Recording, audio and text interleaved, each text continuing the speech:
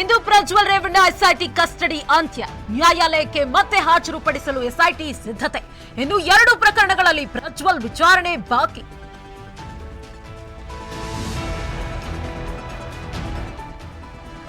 ವಾಲ್ಮೀಕಿ ನಿಗಮದ ಅವ್ಯವಹಾರ ಕೇಸ್. ಸಚಿವ ನಾಗೇಂದ್ರ ರಾಜೀನಾಮೆಗೆ ಬಿಜೆಪಿ ಪಟ್ಟು. ನಾಗೇಂದ್ರ ವಿರುದ್ಧ ರಾಜ್ಯಪಾಲರಿಗೆ ದೂರು.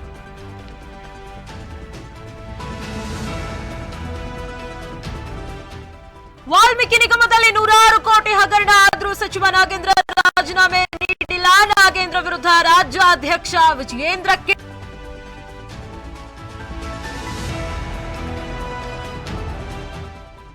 ವಾಲ್ಮೀಕಿ ನಿಗಮದಲ್ಲಿ ಬಹುಕೋಟಿ ಹಗರಣದಿಂದ ಗೊತ್ತು. ರಾಜ್ಯ ಕಾಂಗ್ರೆಸ್ ಸರ್ಕಾರದ ಮೊದಲ ವಿಕೆಟ್ ಪತನವಾಗುತ್ತಾ? ನಾಗೇಂದ್ರ ತಲೆದಂಡಕ್ಕೆ ಸಿಎಂ ಸಿದ್ದರಾಮಯ್ಯ ಸೂಚನೆ.